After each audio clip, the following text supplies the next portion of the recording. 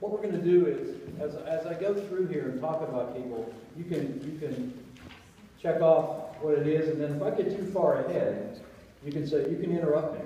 Trust me, I have no problem interrupting speakers, so you can retaliate and interrupt me. So if I get up and start talking about Governor Mitchell for whatever reason I would talk about, and I skip over my buddy Francis Vos, you can say, Bob, wait a minute. There are a couple typos on that first sheet. So it is Francis Vos, not France, and Martinez did end his governorship in 1991. The second one is FCD, Flood Control District, and Water Management District folks to note. Many of who, in the second batch there, Bill Stork, who I had the honor, true honor, of working with and being mentored by. These are legendary people in the eyes of the history. When you talk about Flood Control District and Water Management District, these are legendary leaders of that. These guys are truly the pioneers, and then a couple of people down there. And then notable events on the back page. You know, so if I get too far and you say, I'm dying to hear about catfish and sea cows. Okay, we can talk about catfish and sea cows. We can talk about Duncan Fletcher and all that. The other document you should have, and it's not in red and green, unfortunately, is one I have.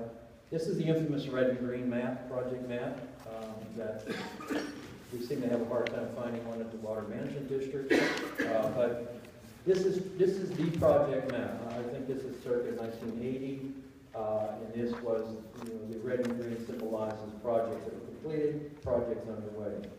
You got to remember when this came on the ground in 1949, with creation of the Flood Control District, this is projected to be completed in 10 years. So we're, the other document that you have in your package, and what I ask is you not do what Commissioner Zork does, is when I'm making my presentation, be reading it like this. Okay. We're going to apply the church rule. The church rule is, as I usher the church, the priest says, do not pass the missal lets out during Mass because you parishioners may miss the important part where I ask for money.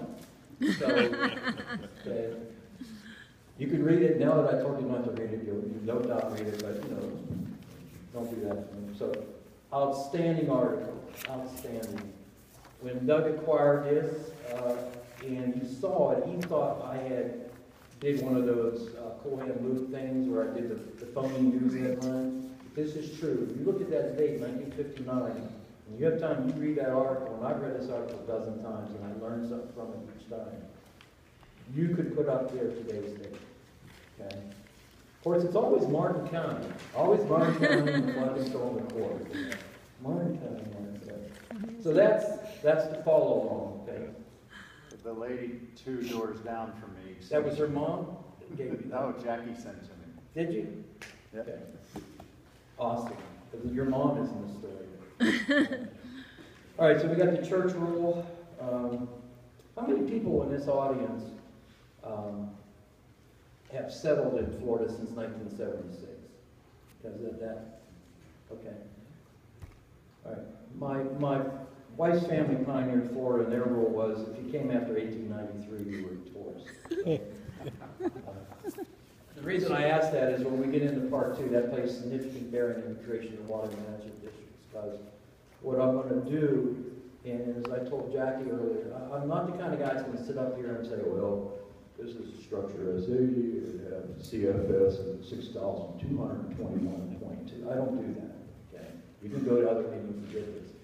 I'm going to bring you up to the point of today of the flood control creation of the flood control district, which some of you may have never heard of. I remind people that Paul McCartney was with a band before Wings called the Beatles. Okay, so it's kind of like the same deal.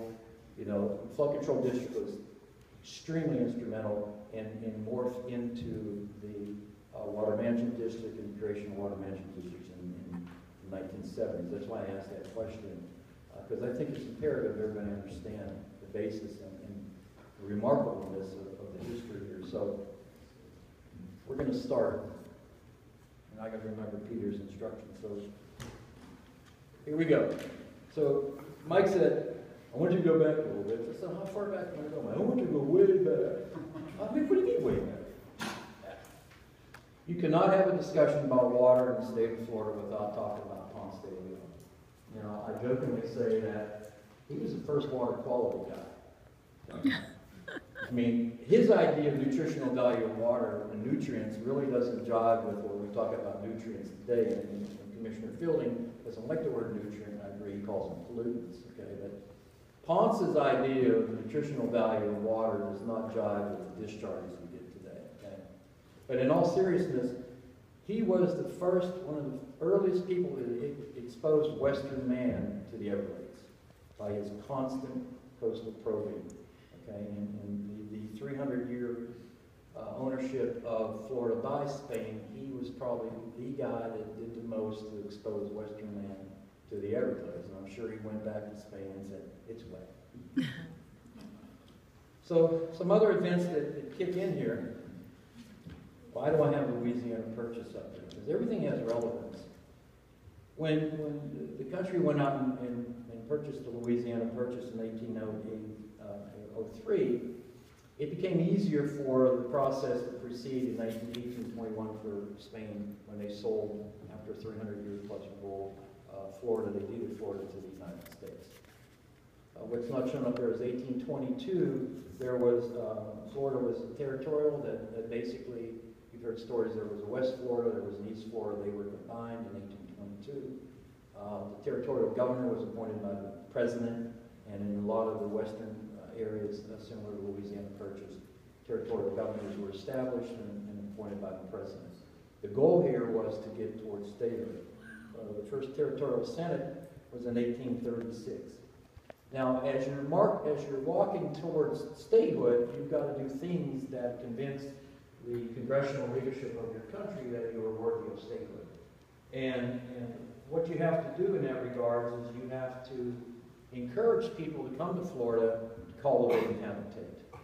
And as you work towards the perception that Florida is indeed a place that you can do that, you offer incentives. And one of the biggest incentives prior to statehood in 1842 was called the Armed Occupation Act. And the Armed Occupation Act, basically, people were encouraged to come to Florida. They were given land, and they were told that they had the right to occupy that and to kill anybody that tried to take it from them. That was in 1842. So the whole purpose of that was we want to make Florida appear to be worthy of statehood. And a lot of stuff was similar going on the West with the work that was being done in association with later the Transcontinental Railroad. Now, one of the negative effects of the Armed Occupation Act and one of the targeted groups for removal by armed occupation was the Native Indian tribes of Florida. Because the perception was that, just similar in the West, that the Indians were not the type, or the Native Americans were not the type of individuals that would be conducive to the establishment of a civilized state. So basically, through the Armed Occupation Act, they were armed and occupied the land and were able to kill whoever they wanted to kill to occupy that land. That was the Armed Occupation Act. That becomes significant later when we talk about this, very significant. 1845, we got statehood. What's funny is, not funny, is as we developed in the statehood, the developers and the speculators were already eyeing up Florida for their value. And in the 1850s, after statehood, the federal government passed the Swamp and Overflow Lands Act, which superseded the Armed Occupation Act. There was a General Assembly in 1850 that created the Internal Improvement Fund, what we refer to as TIF today. And then in 1851, this is truly significant, is Florida secured Everglades agriculture. The AEAA that we know today, okay, was created in 1851 by the state. Okay. So in 1855, Florida legislation creates TIF. Now the purpose of TIF was to get the bonds and sell the land, and the land that was given to the state by the federal government was to develop that and drain it in accordance with the Swamp and Overflow Lands Act and make it habitated and cultivated. Okay? That was the charge given to the state by the federal government. You will drain this land and you will make it conducive for settlement, development, cultivation. Right? So that was the purpose, and things are going good. They were selling the land, they were developing it. There was a few railroads that were creeping up because transportation was key. Remember now, we're 5 years prior to the Civil War. Okay, so the Civil War comes. Right?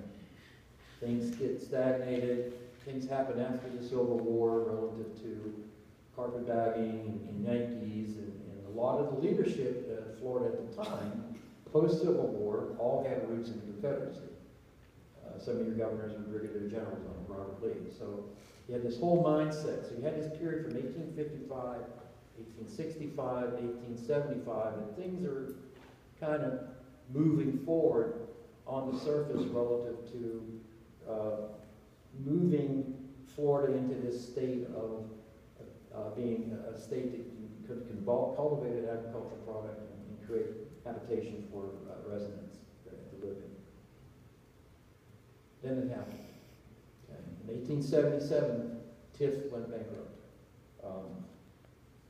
And you have to ask yourself, wait a minute, you got like 20 million acres, you know, what happened? And basically, they held the title to the land, and they were to sell the land and use the revenue to reclaim and improve the land. Okay?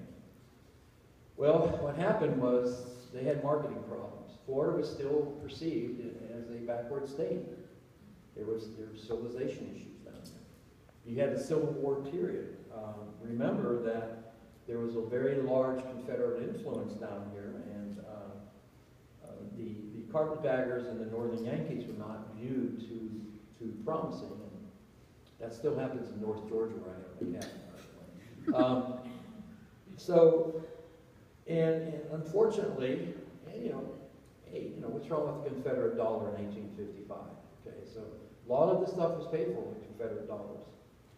So, you know, and then there was poor transportation. And, you know, the idea of having a great state with great population and agricultural sustainability, et cetera, doesn't work if you don't have the transportation network. So the state was desperate, extremely desperate for transportation. And just, you know, they were broke and desperate, which a lot of us can relate to at times.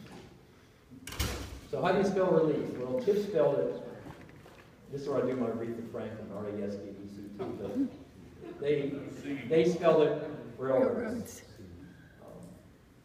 And that was the deal. The railroads, the state needed the railroads. They needed the transportation, the drainage. They needed the land improvement and development associated with the railroads. They needed them because they knew that the railroads had to come in to elevate their track system. They had to drain that area. They had to do the areas around it to house the workers, and towns would develop. The railroads were the biggest catalyst in the development of cities, towns. Okay? They knew that. Okay? So they, in regards to that desperation, a lot of land was given and sold cheap to the railroads. In return, the railroads received 200-foot right-of-way. Let me back up. In return, the railroads received a 200-foot right-of-way. They received state assistance, and they received all the sections of land 6 miles deep on both sides. Very similar to what's going to happen to the Transcontinental Railroad as the railroad went forward. The state, as I said, needed the transportation, the drainage, the land improvement. Remember that the state was under the directions of the federal government in accordance with the Swamp and Overflow Lands Act to drain the land. They were given that custodialship of that property to develop it for the benefit of the state of Florida. Okay? And they went broke.